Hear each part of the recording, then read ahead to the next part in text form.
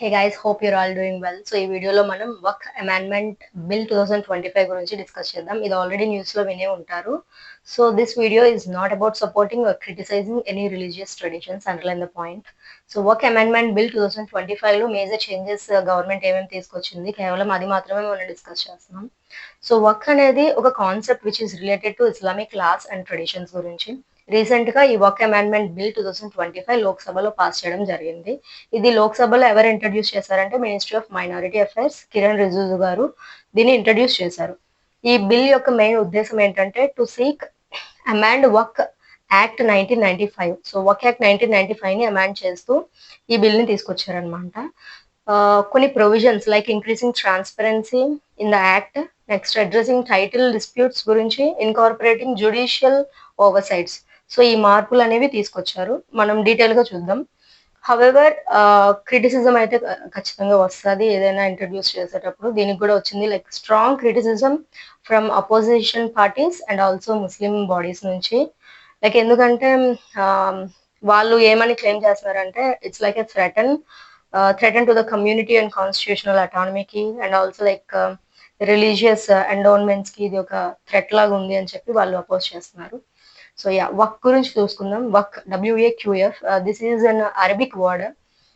So ఇది ఏంటంటే general గా ముస్లిం మెంబర్స్ ఎవరైతే ఉన్నారో వాళ్ళకి if they wanted to donate ఏదైనా ల్యాండ్ ని డొనేట్ చేయాలి అని అనిపిస్తే వాళ్ళు ఈ వర్క్ కి డొనేట్ చేస్తారనమాట. ఆ డొనేషన్స్ లైక్ మాస్క్ బిల్డ్ చేయడానికి కానీ లేకపోతే స్కూల్స్, హాస్పిటల్స్, పబ్లిక్ ఇన్స్టిట్యూషన్స్ ఇది ఒక చారిటీ లాగా వాళ్ళు డొనేట్ చేస్తే అది వర్క్ బోర్డ్ అనేది తీసుకొని లైక్ అది వర్క్ ల్యాండ్ లా డిక్లేర్ చేస్తారనమాట. మెయిన్ ఇది అది. దీంట్లో ఉన్న మెయిన్ ఫీచర్ ఏంటంటే లైక్ ఏదైతే ల్యాండ్ మనం డొనేట్ చేసామో చారిటీ పర్పస్ గా ముస్లిం మెంబర్ ఎవరైతే ఇచ్చారో అది ఇంకా ఇట్ కెనాట్ బి సోల్డ్, అది ఇంకా అమ్మడానికి లేదు, ఇట్ కెనాట్ బి గిఫ్టెడ్, ఇంకా గిఫ్ట్ చేయడానికి లేదు, ఇట్ కెనాట్ బి ఇన్హెరిటెడ్ అంటే నెక్స్ట్ జనరేషన్స్ కి పాస్ చేస్తాం అనేది లేదు. సో విచ్ ఇస్ వెరీ అన్కంబర్డ్ అనమాట. సో ఈ బిల్ ఈ యాక్ట్ లో ఈ వర్క్ యాక్ట్ 1995 లో ఉన్న లాంగ్ స్టాండింగ్ ఇష్యూస్ ఏవైతే ఉన్నాయో అవి చూద్దాం. ఒకటి ఏంటంటే lack of transparency in work property management. ఆ వర్క్ ప్రాపర్టీ ఏదైతే ఉందో దాంట్లో అది అంత ట్రాన్స్పరెంట్ గా లేదని చెప్పి అంటున్నారు. సెకండ్ది incomplete survey and mutation of వర్క్ ల్యాండ్ రికార్డ్స్. ఏవైతే ల్యాండ్స్ వర్క్ కి ట్రాన్స్ఫర్ అయ్యాయో దానికి సంబంధించిన రికార్డ్స్ కానీ ఇవేవి లైక్ సర్వేస్ మ్యూటేషన్స్ కరెక్ట్ గా లేవు అని చెప్పి అంటున్నారు. రికార్డ్స్ కరెక్ట్ గా లేదు అని అంటున్నారు. థర్డ్ వన్ ఏంటంటే large number of prolonged litigations including encroachments. అంటే వర్క్ అనేది ఇల్లీగల్ గా కూడా చాలా మంది దగ్గర ల్యాండ్ తీసుకుంది. సో ఆ ఎవరు ల్యాండ్ తీసుకుంటే వాళ్ళు వెళ్ళి కంప్లైంట్ చేస్తారు కదా. సో ఇక్కడ ఏంటంటే వర్క్ కి ఒక ట్రిబ్యునల్ ఉంటుంది, వర్క్ ట్రిబ్యునల్ అని. ఆ ట్రిబ్యునల్ ఏదైతే డెసిషన్ ఇచ్చిందో విచ్ ఇస్ ఫైనల్ అనమాట. సో మనం దానికి అగెయిన్స్ట్ గా వెళ్ళి హైకోర్టులో, సుప్రీం కోర్టులో పెటిషన్ వేయడానికి లేదు. సో వర్క్ ట్రిబ్యునల్ ఏదైతే జడ్జ్మెంట్ పాస్ చేస్తుందో అది ఫైనల్, అది కూడా ఈ యాక్ట్ లో ఉంది. సో వీటి సంబంధించి లైక్ లిటిగేషన్స్ అంటే 2013 కి 10,382 పెండింగ్ కేసెస్ ఉన్నాయంట, విచ్ ఈస్ ఇంక్రీజ్డ్. ఇప్పటికి అవి 21,618 పెండింగ్ కేసెస్ ఇంక్రీజ్ అయ్యాయంట ప్రస్తుతానికి. సో యా ఇవి కొన్ని లాంగ్ స్టాండింగ్ ఇష్యూస్ అనమాట. ఇప్పుడు ఈ బిల్లో ఈ వర్క్ అమెండ్మెంట్ బిల్ 2025 లో తీసుకొచ్చిన కీ ప్రొవిజన్స్ ఏంటో చూసుకుందాం. First the judicial oversight on work tribunal orders. Like నేను ఏదైతే చెప్పానో ఈ వర్క్ ట్రిబ్యునల్ అనేది ఇచ్చిన జడ్జ్మెంట్ అనేది ఫైనల్ అని చెప్పారు. దీన్ని మారుస్తూ ఇప్పుడు ఏం చేశారంటే అమెండ్మెంట్ బిల్లో which introduce a provision allowing high court appeals against work tribunal orders అనమాట.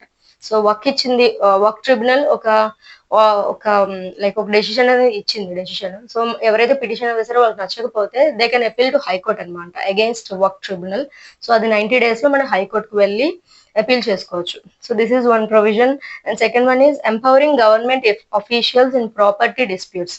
Like senior government officials not below the rank of district collector వాళ్ళని కూడా ఇందులో పెట్టిందనమాట గవర్నమెంట్. లైక్ ఈ డిస్ప్యూట్స్ ని సెటిల్ చేయడంలో ఈ ప్రాపర్టీ డిస్ప్యూట్స్ ఏవైతే ఉన్నాయో అవి లైక్ అది వర్క్ దా లేకపోతే గవర్నమెంట్ ప్రాపర్టీదా, ఈ గవర్నమెంట్ అఫీషియల్ ని ఎవరైతే ఇక్కడ ఎంపవర్ చేశారో అతను రిపోర్ట్ ఇచ్చినంత వరకు దోస్ ప్రాపర్టీస్ అనేవి గవర్నమెంట్ ప్రాపర్టీస్ గానే పరిగణించబడతాయి, which are treated as government property అని చెప్పింది బిల్లో. నెక్స్ట్ తీసుకొచ్చిన ప్రొవిజన్ ఏంటంటే సెంట్రలైజ్డ్ డిజిటల్ రిజిస్ట్రేషన్ ఆఫ్ వర్క్ properties. So within 6 months లోగా ఈ వర్క్ ప్రాపర్టీస్ సంబంధించిన డాక్యుమెంట్స్ అన్ని డిజిటలైజ్ చేయమని చెప్పి అనింది. నెక్స్ట్ ప్రొవిజన్ ఏంటంటే దిస్ ఆల్టర్డ్ కంపోజిషన్ ఆఫ్ వర్క్ బోర్డ్స్ లైక్ సెంట్రల్ వర్క్ బోర్డ్ ఉంటుంది, స్టేట్ వర్క్ బోర్డ్స్ ఉంటాయి అండ్ ట్రిబ్యునల్స్. సో అక్కడ లైక్ ఇప్పుడు వర్క్ ట్రిబ్యునల్స్ లో ప్రెసెంట్ 2 మెంబర్స్ ఉంటారంట. ఈ అమెండ్మెంట్ లో ఏంటంటే 3 మెంబర్స్ పెడుతున్నారు. దాంట్లో ఒకళ్ళు డిస్ట్రిక్ట్ జడ్జ్, ఒకళ్ళు జాయింట్ సెక్రటరీ లెవెల్లో like state official joint secretary లెవెల్లో, and third one is expert in ముస్లిం లా. ఇంకా అలాగా నెక్స్ట్ ఇంకా ఈ వర్క్ బోర్డ్స్ లో నాన్ ముస్లిమ్స్ ని ఇంక్లూడ్ చేయమంటున్నారు. Inclusion of non Muslim members in work boards, state వర్క్ బోర్డ్స్ అండ్ సెంట్రల్ వర్క్ board. So these are the sum of the provisions. So ఈ వర్క్ అమెండ్మెంట్ బిల్ 2025 గురించి మీ opinion ఏంటో comment చేయండి. So yeah, then it will be like 1-on-1 discussion. మీరు ఏదైనా comment చేస్తే I will reply. Thank you guys.